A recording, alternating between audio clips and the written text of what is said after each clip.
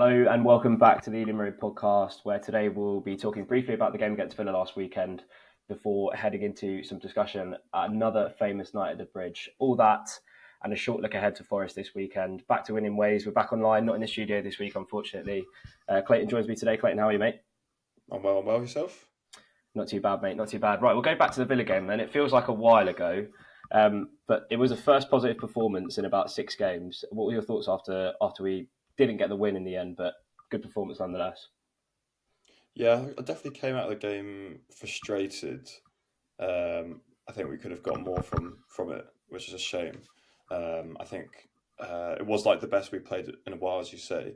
Uh, Actually, some quite positive kind of play in the build up, and definitely Sharda's best game in a Brentford Mm. shirt.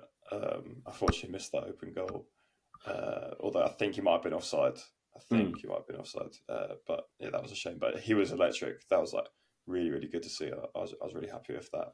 Um, I mean, the memory kind of fades. We're recording this on Friday actually, so Mm. but I do remember. I do remember being happy with the performance and kind of just frustrated that we couldn't convert. I think we sat kind of felt similar to Forest. We kind of just sat deep and just couldn't get out of the box, Yeah. and they scored. It's happened a few times this season.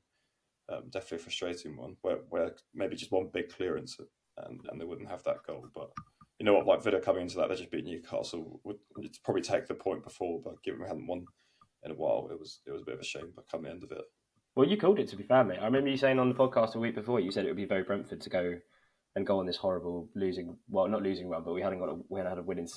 It'd be very Brentford to go and beat the form team in the league. Emery actually came out after the game and said that they were lucky to get a point, and like you said on the last podcast, beating the form team in the league. Did it kind of leave you thinking after the game, like, where was that performance in the last 5 or 6? yeah, it almost felt like uh, maybe the reason it had been a bit flat is just a couple of results went the wrong way, and then kind of Europe, albeit optimistic, looks a bit more out the window, and kind of people starting to say like they're already on the plane on holiday and that kind of stuff, and a bit flat. I think it's probably more. I think Niall said it last week. Players looked a bit tired, and Norgard didn't have it again. Absolutely knackered, and obviously ended up getting injured and missed the Chelsea game. But yeah, we had Yeah. so many chances in the second half, first half. Um, we could have converted. Yeah, we definitely were up for it. I think, like you say, it's a shame we couldn't have played that in the past 6 games. But maybe it was just a bit more motivation. You kind of seen that Villa team come get those results on the Mm. road and that kind of thing, and be quite determined to put up a fight against them. And Mm. it looked like it. Unfortunately, just couldn't convert. Yeah, we didn't end up. We'll move on to Chelsea because we've got 2 games to talk about, but we didn't end up holding on for the win. But I messaged you after the game and I told you we'll beat Chelsea on Friday with that performance against Villa. Um, Players were out there with a point to prove. I kind of felt against Chelsea. Before we actually talk about the game, I do want to say to all the Fulham fans in the replies to that bloody tweet that I sent out, so obsessed. Literally, did you see all of the tweets? Yeah, like I don't know why they're like snooping around I don't on know. Brentford Twitter. I saw one of them reply. He was like, "Oh, you've never had history that we never had anything with them, past or present." I was like, as if Chelsea give a shit about fucking Fulham. they literally don't care. Like, we don't have anything with Chelsea. Obviously, we were singing in the away end because we stuffed them 4-1 last season, and we've done them over this season again. But it's just like, come on, Wednesday night in. Just why are you tweeting about Brentford? Just enjoy the win that they got the day before. Onto a performance then. To a man, I don't think Chelsea ever looked threatening at all. Like, some good moments in the second half. I remember Aubameyang has that chance, but Mm. besides that, not much at all. Lots of coverage on Match of the Day and BT Sport about how bad Chelsea were, and not much about how defensively solid we were, which I thought was a bit of an injustice. Yeah, I thought on a whole we were great and kind of just stuck to our game plan, which we take to these big away games against supposedly big teams. Um, there probably was a period skipping forward a bit, first 15 minutes of the second half where they could have scored a good 3 or 4, 5 goals. Hmm. Um, kind of comically, just Aubameyang just like kind of passing it straight to Raya and a couple going wide. But no, I thought we were very, very solid. I mean, Enzo Fernandez, however much he cost them, I've seen him play a few times. Look worth the money. The Wednesday night, he was awful. He was shocking. He was giving the ball away. thought we pressured them well when we needed to and converted. I mean, the first goal was lucky, isn't it? Mm. And there's a bit of a deflection on the second one, but it didn't feel unjust. Like it definitely was a great performance. Yeah. I think you're right. I think. Everyone knows Chelsea been playing bad, so yeah, for the coverage to be all around, kind of them losing it and not us, kind of does us a bit of a disservice. I think. Yeah, I mean, like before, after the Villa game, it was like I thought we were going to go in and put a shift against Chelsea, and also like they are in terrible form. They're probably at the moment one of the worst teams in the league, but still to go away to Chelsea and get a result, especially when there's a bit of added tension to the game because it's a West London rivalry or whatever. But still to go there and get a result, I just felt like the coverage afterwards, it was just a bit, I don't know. I felt like we deserved more than just Chelsea are bad because we did a job on them really. I thought Rorsalev did excellent again. You really see the best of him when we play against teams against the Big Six.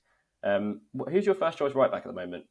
Still We Hickey? were talking about this in the pub after the game. Um, some mixed opinions amongst the boys because I remember we were watching the highlights at half time during the game, and I remember seeing it in person. Roslev does have this funny thing. I do think he played well, but he does have this funny thing where he just, when he's kind of 1-on-1 tracking back, he keeps he turns the back on the winger, Hmm. and then he'll turn, and then the winger will go the other way, and he'll just completely lose them.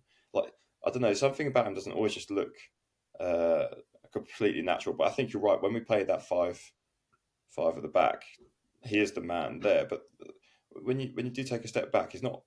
He kind of definitely gets nosebleed territory when he gets into the Hmm. opposition's half. Bar the playoff final, which we all remember, he doesn't have too much output. He's pretty solid defensively. He understands that system. I guess product of playing there quite often. And I mean, we spoke about him for ages. I remember that Forest game, and he was awful, and I said he had a disaster class, and then he's bounced back very strongly since. At, at the Etihad, he was unbelievable. So it's definitely an interesting debate. I'd be keen to know what people listening think. Hmm. Maybe we could do a little poll: Hickey versus Roslev, Yeah. Well, do because you see the news about Hickey? Obviously, exactly. yeah, So no, I think Tiaz tweeted if it was 30 million, he'd just take it, hundred and percent. I agreed. I think the only thing that kind of maybe regret my stance in agreeing was the fact that in the tweet it said he was 20 years old, and I think we kind of forget that. Hmm. Um, Although it might be worth double checking I if think that's he's true or 19. not. I think he's 19. Exactly. Yeah. So like you forget how young he is. Um, there's so much talent there, and he's got so much first time experience under his belt, and at that age, maybe wouldn't be wise to sell. But I mean, who knows if that rumor is true? I don't quite see him being ready to go anywhere near a City team. Hmm. But yeah, I don't know. I think probably four at the back is Hickey, and five it was Roslev. But I've not been too sold on Hickey this season. I think he's been good in places, but I think he does struggle defensively a bit, albeit quite comfortable on the ball. Well, it was weird because at the start, when he first signed, he had a few good games, and then it kind of like plateaued. He had obviously that shocker against Brighton, but yeah, it is a weird one because you kind of say if they came in and offered 30 million for him, you'd be thinking, well, he was supposed to be this star man, one of the biggest signings from last summer. And he's got this high ceiling, and everyone rates him, and Arsenal are after him as well. But I just we only signed him last summer, so like they would have to fork out so much money. But are you saying you would take it if they came in and offered it? Maybe not 30 in hindsight, knowing that like basically me forgetting that he's only 20 and the player that he is, like he's like I don't know, you probably think he's older than Roslev just because he's kind of the one that came in for the big money, but he's not. Mm. It's the opposite. So I'd definitely like to give him another year. I mean longer. I think he's a good player. Maybe he's just finding his feet a bit. Um, I think he came on at left back at the end of the Chelsea game, if I wasn't mistaken, Mm. which is interesting. I did say originally, uh, kind of as the years gone on, we've spoken about like, oh, Is he there's right or no, left footed? no, yeah, no, and also like, is there left back cover? And then I've always said, well, I'm pretty sure Hickey could play there. Yeah. I'm fairly sure he did play there for like maybe the last 5 minutes because I'm Mm. still not sure what foot he is. No. He kind of Yeah. looks like semi-competent on both. But yeah, no, it's an interesting debate, definitely. Yeah. I think in a lot of ways that performance against Chelsea was like a exemplar Brentford performance this season. So it was quite similar to Man City in the way that we just sat off them, didn't have much of the ball, and then hit them on the break. We didn't have that many chances at City, but when they came, we were more clinical this time. Um, Also got a shout out to Ben Mee bidding Noni Madueke literally back to PSV towards the end of the game. Oh, that was good. That was good. I mean, the Chelsea are a dire state though, aren't they? Visiting that ground, I heard people, Chelsea fans, walking and saying, "Oh, let's just go get this over with."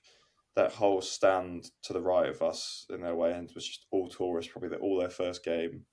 I know there was loads of tickets in the Matthew Harding stand on the exchange. People just not keen to go. I mean, maybe you can question their loyalty a bit. I mean, they won the Champions League not too long ago. Um, but no, dire state of that club. I think you have a good manager. I mean, with all that talent, a bit better squad management, and a good manager come in, that they'll be all right. I think I've seen people saying they should get rid of Lampard and bring in Poch now. Like, what do you think on that debate? Like, cause No, just you might like they're not going to get relegated. Like, obviously they're not technically up, but they're not going to get relegated, and they're not going to get Europe. You might as well just kind of get to the end of the season and then have a clear out of players before Poch even comes in. I think that to pass FFP, they're going to have to sell a few players. oh mate, they've got ridiculous amount of players in that team. It's just been, sorry to cut you off, but it's just been like so badly managed. Like a lot of stuff came out. I think the Athletic did quite a bit of digging into it after the sacking and kind of players calling Graham Potter like Harry Potter, and, like just like it's absurd. Like Mason Mount like come through the academy. Like I'm never too sure what to think about him as a player.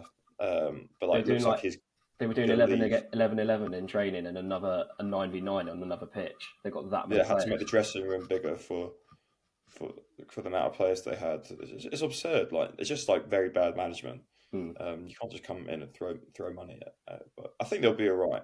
But I mean, I did very much enjoy it. I mean, growing up, I went to school for so many Chelsea fans. So yeah. To get that one over them doesn't get old. So yeah, very much enjoyed that result. We've had a few results like that this season where you can get the one over your mate who sports a big six. Yeah, exactly. I wanted to talk a little bit about Mudryk because obviously we were giving him a bit of stick from the away end. It's so weird because when he came on, I thought he looked like the only Chelsea player that actually wanted to make something happen. And you can see that there's a player in there. Like, did you see his nutmeg on Janelt? And he's quality. Yeah, he's so good. It's just it makes you think. Well, I know Chelsea. It's different levels in the size of the club and whatnot, and they will be gunning for the Champions League in the next couple of years. But it must be shit for him to know that the team that are after him have just done him 2-0 and out. I said during the game, kind of just watching him, and obviously he looked like him and Kante were kind of the bright lights in that game, albeit Madrid came out at half time. But I said, imagine how good he'd be if we'd signed him like in the summer or 18 months ago.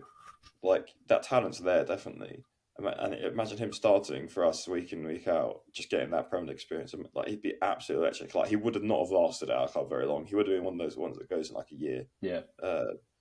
What could have been, but Shakhtar tried to rinse us, so we'll move on from that. Yeah. Anything else you want to talk? You want to talk about a little bit about Mbeumo?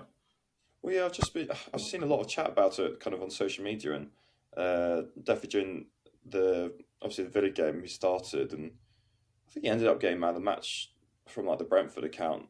I'm not too sure how deserving that was. I mean, but he got the assist, and I mean it's going to be a controversial opinion. People, including I'll admit myself, were calling for him to get pulled off just before he got that assist. So I'm happy to admit when under like a mong.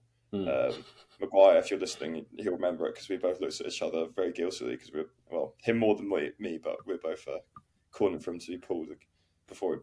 Very good assist on his weak foot, which he's become accustomed to doing this season. But I just don't know. What do you think? Like, would you in the summer? I think we might be coming onto this a bit later, but would you like to sign a kind of left-footed player to play on that right that could start instead of him?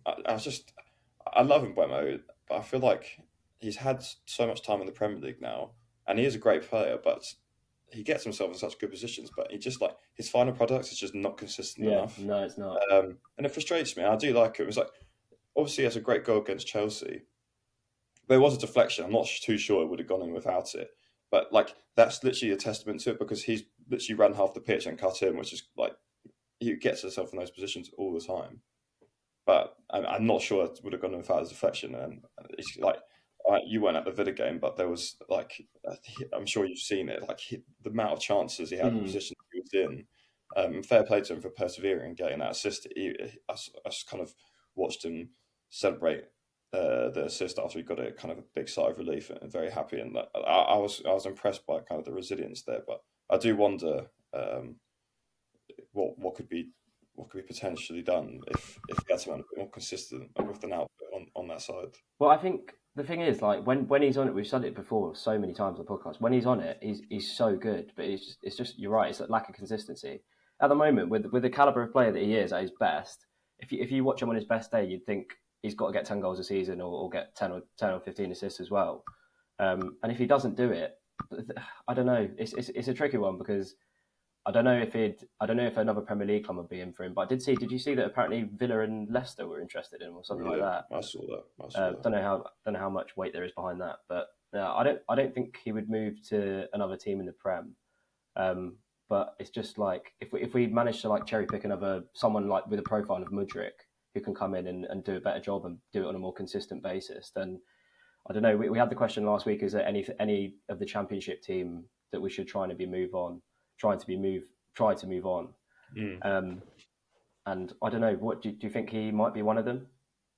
I don't want to move him on. I want him still at the club. I'd like to bring maybe someone in that could give him a challenge, a bit more of a run for his money. But then I think we have done that because obviously Sharda, similar kind of position, and Wieser as well, and KLP. I mean, who knows what will happen with him next season? I think a loan might be on the cards. You reckon? I don't know. They paid so much money for him, and he's just never really got to go. I guess, assuming he's fit for pre-season, you'd hope that. I think they'll probably assess it then. I think he's a great player. I think he's just a bit of a step up, and not everyone's going to move that swiftly. But I have faith. I mean, we paid a lot of money for him. People kind of forget. He's kind of a forgotten player. We don't really miss him because he never was exactly influential part of the team. I wouldn't want Bremer to leave. I'd definitely be sad. I really like him as a player. He is a great player. Yeah, no, I like him too. The inconsistency is just so frustrating. Yeah. I think. Did you listen to the podcast back last week when Niall said we should try to look to move on Pinnock? I was listening to it back, and neither of us questioned it. No, I remember during the podcast looking at him, and I was like, "That is a bad take," but I don't know why I didn't say anything. I don't know why I didn't either. But I do apologise. That was a shocking take. But that guy is absolute Rolls Royce. Should we move on to some questions from the GPG then? Tom Reynolds asked, what signings do we actually have to make for next year? Also pointed to Zanka as Ponce's replacement. Where do you think we need to strengthen? I think we probably need another centre half because I know Zanka is he on a 1-year deal, isn't he? The age profile of those centre backs is not great. Yeah, I think I was saying during the game, like if you look at that back three, like there should not be on paper or 3-5 years ago. If you told someone that back three would be that good, kind of Zanka, who wasn't like anything special at Huddersfield and kind of wasn't even meant to be at the club still this year, just kind of re-signed after the injury, and me on a free and Pinnock who wasn't too long ago playing in non-league. Like it's so impressive at first, and obviously we've got Aya struggling a bit with injury over the season. Bullying the under 18s. Aya. Yeah. Bullying. Did you see that video? Yeah. He looks so big compared to the other players. It's such a good tackle as well. But yeah, I think especially with Pontus leaving, I definitely would like to see at least one centre back coming. I think we will. Yeah, I think that's the main I'd like to area sign a goalkeeper as well. I think if we go through the whole team, I think I'd like to sign a goalkeeper. I think we can presume Ray is out the door, so I think I wouldn't be too comfortable from what I've seen as Krovska for him to start. So yeah, I'd like to see someone coming in there. Yeah, I think. I know. I don't think we will sign a player like this, but I'd like to see an 8 or a 10 being signed because I know Jensen has been so good this season.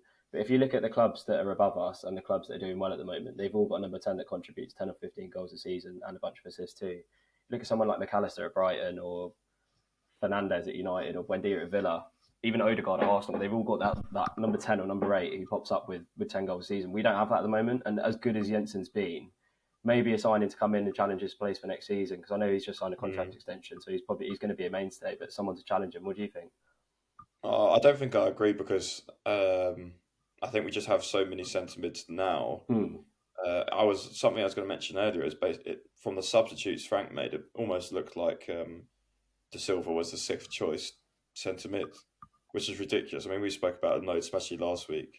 I mean, I'm much rather would see him come off the bench than Damsgaard. I'm still really not impressed by him. I thought he'd done it right when he came on against Chelsea.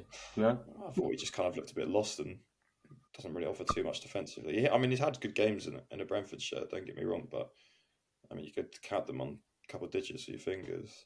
I think what we've got, 6 centre mids, and if you're saying De Silva's that 6th choice at the moment, which I don't think, hopefully not in the long term, he's still coming back from the hip injury. We discussed that at length. I just don't think that'd be a priority for the club unless someone leaves. I mean, it depends how much faith they've got in De Silva, because I guess that number 8, number 10 that pops up with 10 goals a season is supposed to be De Silva. Exactly. Yeah. That's what I was going to say. Exactly. I just think you look at other areas of the pitch, probably more of a priority. That midfield is pretty good. Do you think it's a straight swap for when Tony gets banned, Sharda? Or do you think we'll look to strengthen up? Do you think we'll sign a number 9? I think we'll sign someone with a bit of experience, maybe not from the Premier League, but someone that could slot in and start. Maybe that doesn't need to learn as much, has played in the top division.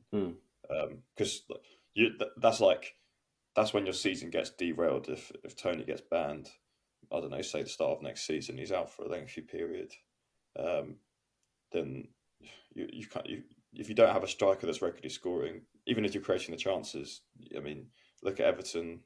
They don't. I mean, they don't create chances, but those kind of leads, if you don't have a prolific striker, if you don't have an Ivan Toney, which I mean we're lucky to have, then that's when you really start struggling.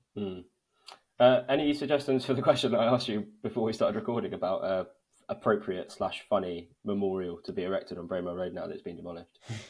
Anything? I saw that and I was thinking, I was like, could I try and think of something funny, but I literally have no idea what the hell you could put there. Well, the only thing, did you see it? I know you weren't there on Saturday, but I went back past and it's properly all gone now. It's proper grim. But the beehive's just still there. It's almost like the memorial. They can't. It's made out of bloody obsidian. I can't get rid of it. Maybe they'll just keep it there and someone can just move into the beehive. Yeah, that's a good shout. RF Pato asked if we can get Bernardo Cueva on the podcast, and I sent some emails, but he's not available to the media. So sorry, RF Pato. But they said that that might change over the summer. Did I ever tell you the story about how I met Bernardo Cueva at a Gypsy Kings gig last year in Kew? It's so funny. So my family love Gypsy Kings. Great band as well. Why wouldn't you? But he was there. He was at the gig. And you know Vitaly Yanel's song. Vitaly, oh Vitaly. That's to the tune of a Gypsy King song. So we were in a pub and people were singing the Gypsy King song, but I was screaming over the top, Vitaly. And he turned around and he's like, you know, Vitaly, why are you singing Brentford songs? I was like, I'm a Brentford fan. He was like, cute as well. Yeah, I know. I'm so surprised. I know, it's so funny. But yeah, no, if we can get him on the pod, that'd be really good. He loved that win at Chelsea. Did you see him after when he came over at the end? Yeah, no, I really like him as a coach. I want to look a bit more into him. I think he's quite a key part of that coaching staff. He likes a bit of passion on the sideline to the fans. So, that's well reciprocated. Yeah, I hope we can get him on in the future. So move on to Forest then. Good win for them against Brighton in midweek, which I really didn't see coming. What are your pre-match thoughts? I want to stuff them, but I don't like Forest. Yeah, no, they've got they're annoying. One of the most deluded fan bases in the league. Maybe like Steve Cooper, just absolute crybaby. Won't comment more on him, and players like Gibbs White. The fact that I really don't like Gibbs White. Just dives, really not that great. I saw shouts from him to getting in the England team. That's absolute shite. I know. It's just Forest fans, though. It's just Forest fans. No. You see the replies to It's England not rubbish. He's not rubbish, but he's he's not like some sort of star boy. No, he's Like not. He's not like Madison level or he the just other. sprints everywhere. Like it's basically just like Stuart Dallas. Like, That's a disservice to Stuart Dallas. yeah, no. What Stuart Dallas before, like he had for a couple good seasons. He was like kind of notorious, just known for just running everywhere. But Mm. he was very good in that season before we sold him. But yeah, no, I really despise Forest, but it's kind of getting off the point. I'm not giving you a prediction. I don't know. I don't feel too confident. I can't lie because the momentum. I mean, massive win for them, and they kind of. There's a bit of something between those two teams. I mean, the away fixture, the groundsman just got charged, and our Yeah, goalkeeper coach for having a fight on the pitch. So there's definitely something there between. There'll probably be some quite interesting team talks before that game. mm. So I wouldn't be surprised if it's good. But they kind of play crap football as well. Like they just I'm not sure what they'll kind of do against us. But I mean, when they play the big teams, they just kind of put everyone behind the ball and. Like, I mean, we take long throw-ins, but I don't know. Did you see the highlights against Liverpool a couple weekends ago? Forest. They literally, Oh yeah, what the amount of long they were throws just they were like taking? launching the Yeah, ball into the box at any opportunity. he had a weird kind of technique to it as well. He didn't have a run up or anything. He just No, it's like launched straight back up. and just straight up. I mean, if it works, it works. I didn't get the result then, but yeah, it's just not a good brand of football. They spent so much money, they just rubbed me up the wrong way. Mm. So yeah, but I think could be quite a feisty game. I'd like to say I'd hope we'd win, but off the back of the Chelsea game, hopefully we can take the good form in and get a result. They were in a 5 against Brighton. Would you think Thomas Frank matches that and starts Roslev? No, No, 4. no, he doesn't. He never starts a 5 against unless there was a big team, from my memory. So you'd slot Hickey straight back in. Yeah, I don't see why not. Okay. Well, I think I thought Onyeka was good against Chelsea. I don't know what Yeah, the timescale is for Norgard. I don't think he'll be fit in time for tomorrow. But I thought Vitali was immense against Chelsea. yeah, he loves going there. Absolutely everywhere. But yeah, look at. I think before their win against Brighton, I was thinking formality. But like you said, they'll have the wind in their sails. It will be a tough game. There is a little bit of a rivalry there, and I'm the same as you. I cannot stand Steve Cooper, ugly bastard. Yeah. You said it, not me. Before we wrap up, do you want to talk a little bit about the Doncaster game 10 years ago? Sort of doing the rounds on Twitter, people talking about PTSD. I think that's the only ever time I've cried at a football match when I was a bit younger. I don't want to talk about it. No. What's that to say? It's weird to think that Doncaster are just like absolute rubbish now, and we've just gone and beat Chelsea 2-0. Beat them. Yeah, they just got relegated last weekend into out of the Football League. Yeah, I mean you touched on it in what was very good kind of your Brentford review podcast over the years, and kind of touched on in a couple of the interviews was kind of those losses and setbacks in the long term and in hindsight they actually were the best thing for us, even as recent as that Fulham loss, which never happened on our books because no one was there. So yeah, I think it's just one of those. I mean, we all know the hurt and the pain, but look where we are now. So yeah, no, it was. That's just I just remember getting home and just not talking to anyone for a few days. That was just the worst I've ever felt at a football match. Terrible scenes. Anyway, we've ended on a quite somber note, but we're looking forward to tomorrow anyway. Eden Road Podcast will be back next Tuesday following the Forest game, where we will be hopefully talking about another 3 points, and also we'll be looking ahead to Liverpool next weekend. So we'll see you then. Cheers, Clayton. cheers.